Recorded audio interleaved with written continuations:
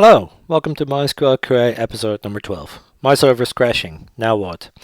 So this episode is specifically for customers and users experiencing crashes. We'll go a little bit quicker in this episode because it would be great for support engineers at the customer side or for people who are seeing this and they have some experience with debugging to quickly get a recap on what it is exactly we need when we get a bug report or when we get a support issue. That would make it very handy for getting a quick resolution for your problem and for us to be able to analyze your issue well. Okay, so there's a few things that we need for every bug report, and the first one is we'd like a copy of the MySQL binary that you used. Whatever MySQL version you're using, just give a copy of the MySQL binary because it will help us in analyzing your bug report better, both from a version perspective as well as being able to debug if you provide us with a core file. A core file is slightly optional. It doesn't necessarily have to be there, but it's handy if it's there. It allows the developers to quickly analyze an issue.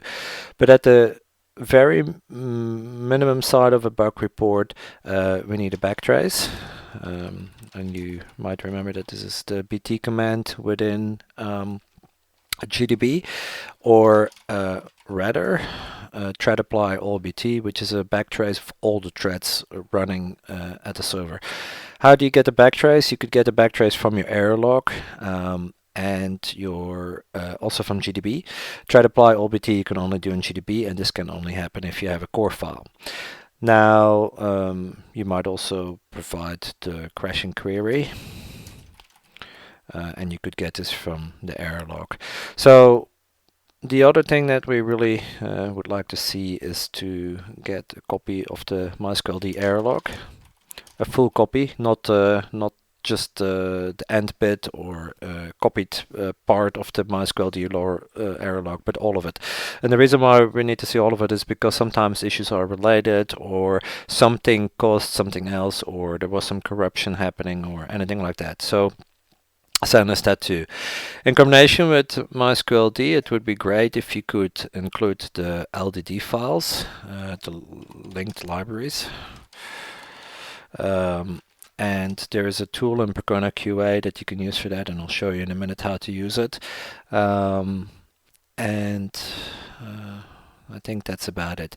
So at the minimum, we need MySQL, a backtrace, preferably a full backtrace of all threads, and your MySQL error log. If we get those things, we'll be a whole lot further down the road in analyzing the particular issue that you're seeing and providing you with some information about it, or how complex it would be to fix it, etc., etc., etc.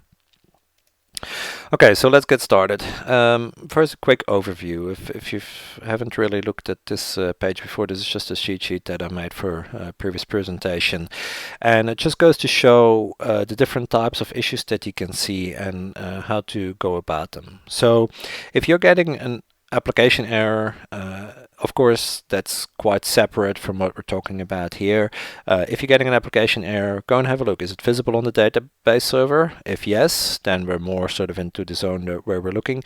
If no, then that's more like an internal issue for your application developers to look at. And there's a few suggestions there as to how you could go about it. Now, how could you see this if it's visible on the database server? By having a look at your error log, and that's usually the data directory and then your hostname.err, that's your error log. And also have a look if there's a core file being written. So that would be in your data directory, core dot, and then a PID, often of your process identifier of your MySQL process. Forget about the VG, that's not related here, and not many people would be using OSX. So to get cores within MySQL, you would use the core file option, but we'll have a look in a minute about how to set it up. So once it's visible on the database server, then of course it could be a simple SQL error, and that still to some extent relates more to your internal development and getting things right there. There's a few suggestions here as to how you could go about it in terms of finding out more as to what is exactly happening with SQL errors. Okay, once an error becomes visible in the error log, that's where it becomes interesting for us to jump in and to help you out. Same if you see a server crash. So, high severity, medium severity, low severity, and all this is more on the customer side than on our side, unless of course you would like specific support with developing your application and finding out why you're seeing particular SQL errors. In terms of analyzing severe errors, for error log errors, and these are prefixed by the word error in uppercase and then some sort of error, you could go and analyze them, search them in Google, etc., etc. For server crashes, and that's specifically what we're talking about here, you of course have to find out what the likely cause is and how severe the issue is. So the first thing is always error log analysis. Go through the list here, have a look at Google. You take your first few stack frames within a stack trace that you see within your error log, put them in Google, find any particular issues that you're seeing, etc. Also check if a core dump was written, and a core dump is basically what gets written when MySQL terminates in some sort of issue, whether it was a very severe issue like a SIG11 or whether it was a debug an optimized assertion of some sort within your code, within the MySQL code. Okay, so then you want to go and use GDB to have a look at your stack traces. So stack trace is what I was mentioning before, BT, that might be present in the error log as well, or you can use GDB to extract it from a core dump, assuming that you have one. Forget about Valgrind, that would not necessarily be related to customer issues. You would not often see Valgrind being used in connection with a production system. Okay, so one of the things you definitely want to do, probably best before you run into an issue, but if necessary after, so that at least the next time you capture the right information, is to set up the operating system in MySQL to generate core dumps. And if you've never done that, here on the second page there's a bit of information which might help you.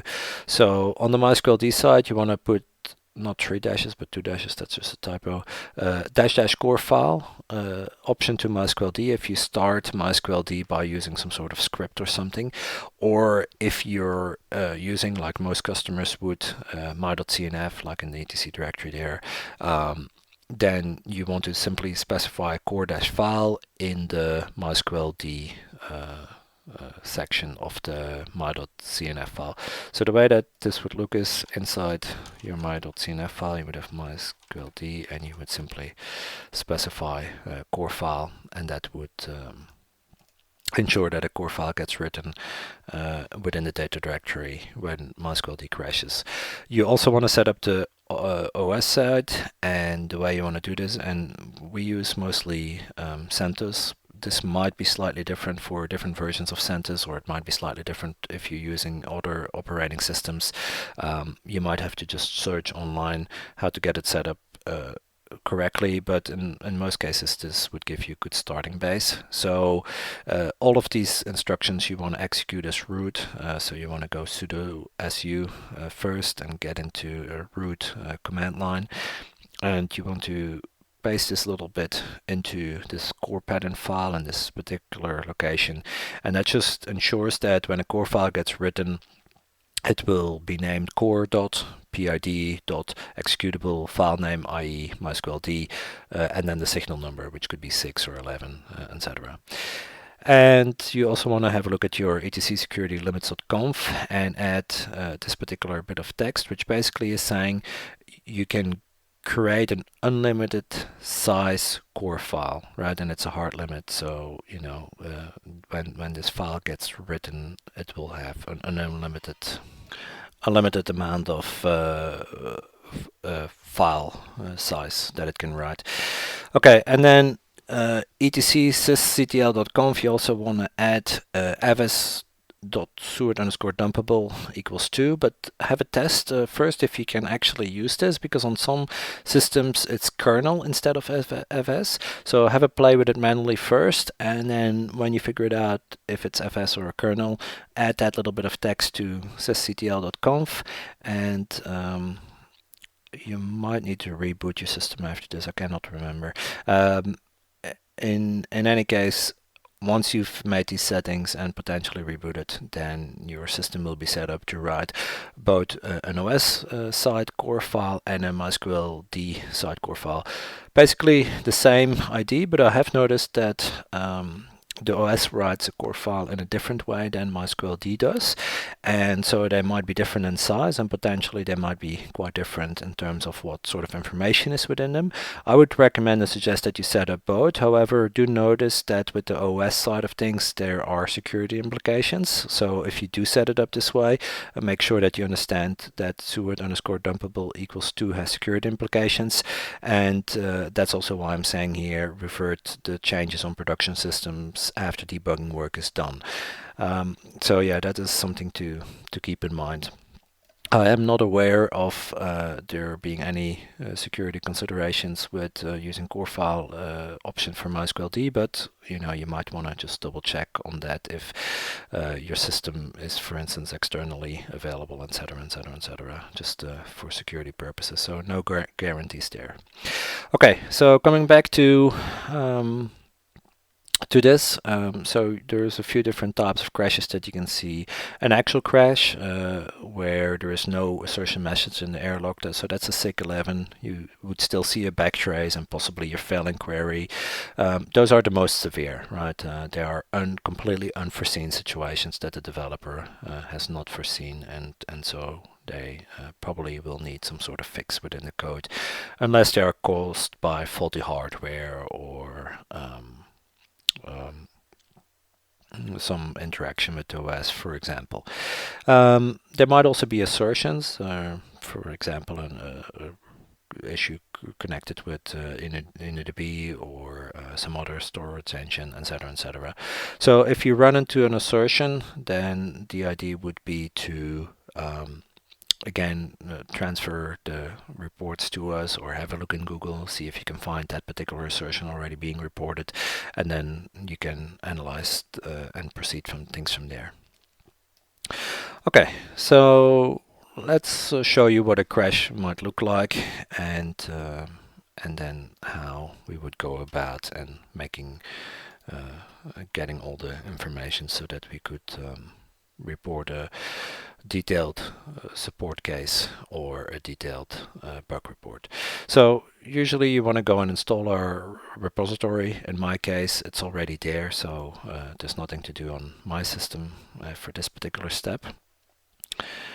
And you then want to install Percona Server and Percona Client. So what I mean with you want to, this is as an example, right? If you're running on a customer or user system, you would have already got these tools installed. I'm simply giving you an example of if we have a system which is otherwise empty, we can go and load the Percona repository, we can go and load Percona Server, in this case 5.6, the client and the server, and show you what it looks like on a system which is more or less like every other customer or user system out there.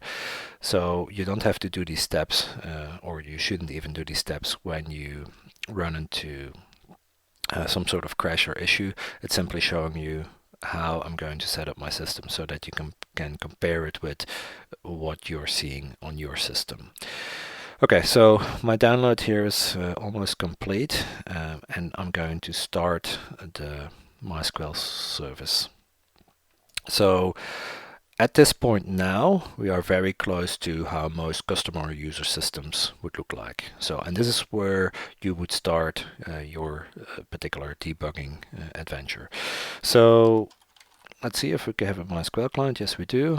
And we'll scroll down and we'll grab here a little case that test case that I know crashes an optimized server.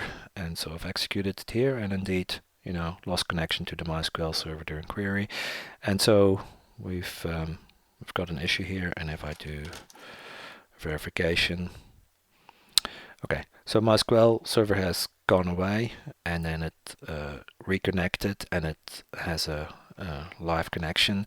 But if we look uptime 21 seconds, so what has happened here, MySQL dsave has automatically restarted the server after it saw some crash, which is fine, but just be aware that even though there was a crash here, straight away the server was restarted, straight away it came back up. Sometimes it might take a bit longer if there's some sort of recovery process going on, but you get an ID.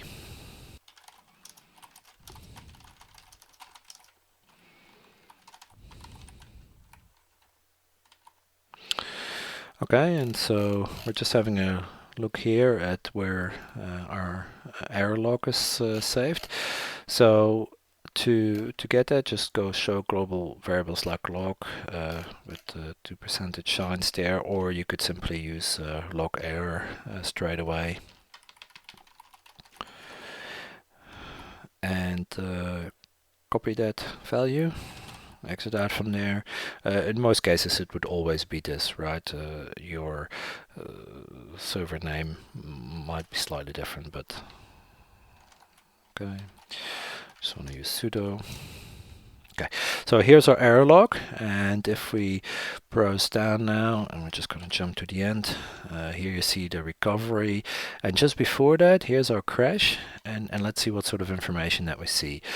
So we scroll up just a little bit higher, and here's our ready for connection, and Percona Server is running, and then all of a sudden something went wrong, right? InnoDB unknown error code 1000, and we have some sort of assertion happening there in this particular file on this particular line. So you straight away know that the source code is being referenced, and yes, we have an assertion signal 6, and there's our stack trace, right? And here at the bottom we even see the query, and we remember indeed that was the query that crashed. So, but you know, if you're not so sure which connection ended up crashing your server, just go and have a look, because you know, you might be able to figure out quite quickly something related to this. For instance, this might be a query that's not often used. Maybe it could be a query that could be easily be filtered from your application so that you don't run into this bug, and that's already going into creating a workaround, etc. But in any case, go and have a look. It will usually give you a bit of interesting information.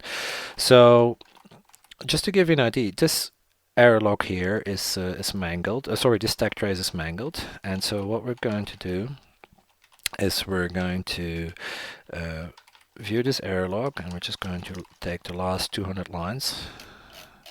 There's our stack trace, and we're going to run this to true C++ filled. And that demangles the C++, and look, now we've got a very clean looking stack trace. So when you log a bug report, at the very minimum, if you want to be very restrictive with the information that you provide in the bug report, at the very minimum, please copy all this in for us, you know, from the moment where it started to where it potentially gave some sort of error or not, came up with some sort of assertion message, gave a stack trace, used that C++ field, and some query, and what the final status was. And then you can see, by the way, here indeed how MySQL D save restarted the MySQL D process just as we experienced, and then it ran into the crash recovery. Okay, so that is the bare minimum for any bug report. From possibly here all the way up to here, so that we get an ID. Now, when I said before, go and search for the first few frames, so you can take this little bit here after it's demangled, and this, and insert those three into Google, and just see if you can find any bug reports. Usually the first 3, 4, 5 frames is a very good way of searching through Google to find if any particular bug report was already created for this particular issue. Of course, in this case, we could also use the unknown error code and the InnoDB assertion failure. Don't include the thread number, but maybe the file, not the line number. Okay, so the next thing I'd like to show you is where we have a particular issue, and we'll just hop back into the MySQL client.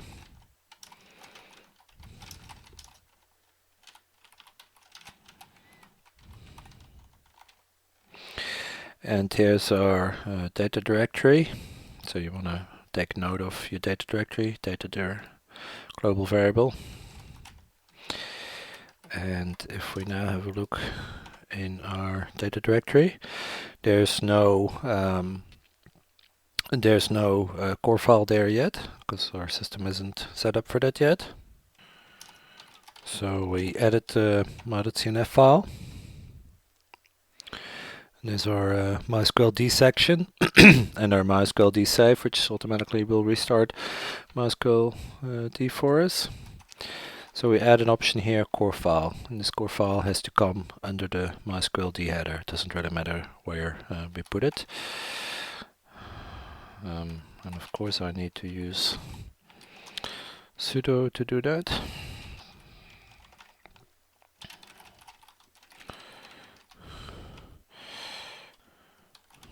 Sudo service MySQL stop and restart. And then we go back into our client. We take our crashing test case. Okay, so we exit back out of it and we have a look at our error log. And now, if we look here, there's a small difference.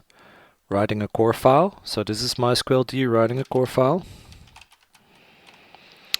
And we remember our data directory.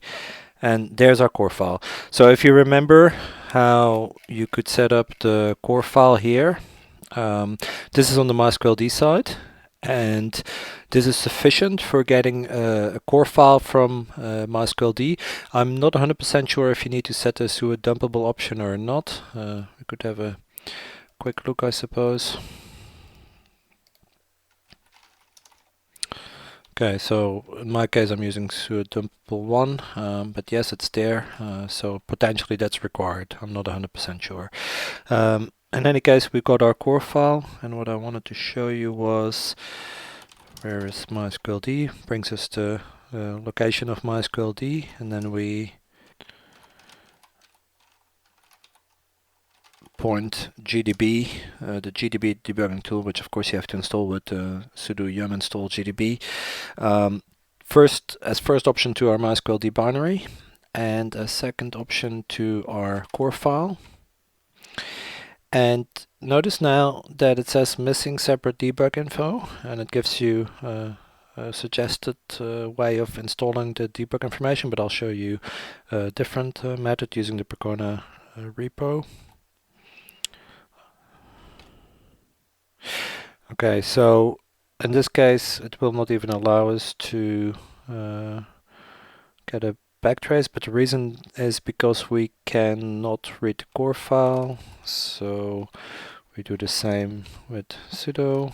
We run a backtrace. Okay, so there's our backtrace. So it's still missing some debug information, but irrespective of that, it looks like some debugging symbols are still included because our stack trace looks quite clean. If it had not looked quite clean, then we should install the debug info package. And the way we can do this is by running yum install and the -y just goes ahead and automatically actions the install, and the debug info package Percona Server 5.6 debug info.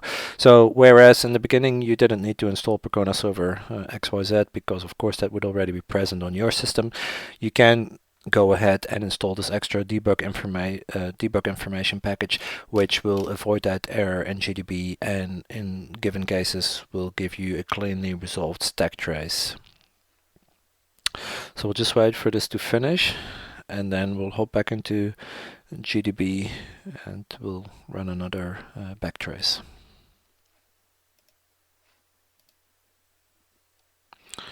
Okay, so it's installing the package, and we'll go back into our core file. And now look, we have a much more detailed information in our stack trace. So let's just go back here and compare this. So here we have the function names, and it looks like those are included within the even within the optimized package.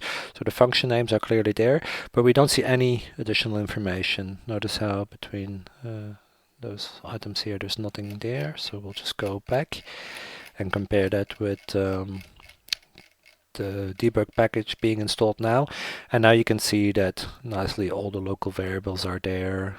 It's got all the information ready for the developers to debug this in a more correct fashion. There's also something else which I would like you to notice, like here we've got 19 frames within our backtrace, and if we browse back up here we've got 17, and so we see HA in the base, so which is in the B, red row, before that handler HA red row, and then row insert for MySQL, and if we browse down, here we have HH right row, the same as above, and then row MySQL handle errors. So I'm not 100% convinced why there is a slight difference. Maybe potentially one is better resolved, which would be this one, of course, than the other. The other reason might be that there is a slight mismatch in symbols within the package, which needs to be resolved. I'll have a look at that after this particular video. So the reason why we need to install this debug package is because we're going to get a really nice and clean resolved stack trace. Now, once you're in GDB and once you're working with it, please go ahead and insert, and if you just at the top of the second page there, just run this entire script for us. So what it does is actually you can leave off the first two commands. They're not really necessary. Just start here and just run this little script here. You can get rid of the information that comes behind the remark signal character. So just run this little script here, and the reason why is because that will really give us all the information that we need to do some proper debugging. So it will turn off pagination, it will print pretty, it will print all the array indexes, it will make sure that all the information is not chopped off at the end, and then it will create two files: GDB standard with thread apply all BT, which is basically backtrace of all threads. So we could go here and go thread apply all BT, and you can see that runs a backtrace on all threads. So that will be included within the GDB standard file, and it will also create a GDB full file, and in there it will do the same but with the keyword full. In other words, it will create it will include all the local variables. Very long output, you can see that here. See, it looks exactly the same. It has all the different frames, but it has also all the array variables, all the variables that are being used. And of course this becomes handy when the developer is researching a bit further into what might have exactly happened when a particular query was executed. So go ahead and execute this and include the GDB standard and the GDB full with it. The developers will be really happy with you, and of course that will go a long way to resolving your issue more quickly. Okay, so let's just swap back to our schedule here. Okay, so when you have a crash, you know now what files to send to us, MySQL D, the LDD file, and I should show you how to get the LDD files as well. So I'm just going to make temporary directory here, and I'm going to copy in the MySQL D for my system. So you want to supply this with the bug report, please. And if you download Percona QA, and I would suggest doing that in your home directory, so just go sudo yum install bazaar, and once you've done that, go bazaar branch launchpad Percona QA. So it branches this Percona QA tree from launchpad, and once you've got Percona QA, then you'll have a set of scripts available, and you can see there the LDD files script. So let's just jump back to the directory where I took a copy of the MySQL debinary, and we can now simply refer to LDD files like this. 1 second. Okay, that was just a broken symlink there that I had to fix. I made some changes in the Percona QA repository a bit earlier today, so that's been fixed. You shouldn't run into any issues there. And you execute LDD files, and if you now have a look, the MySQL debinary is still there, but it does use the LDD utility to go and find out the libraries required, and it's copied those into this directory. So you could tar this up and upload it to the bug report, and again, the developers will be very happy with that.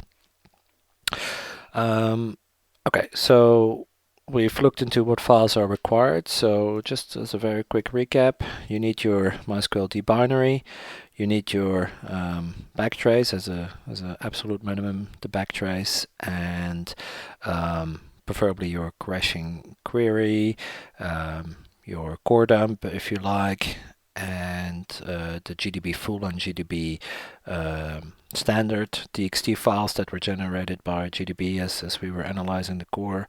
You can find the procedure in the cheat sheet. And your full error log.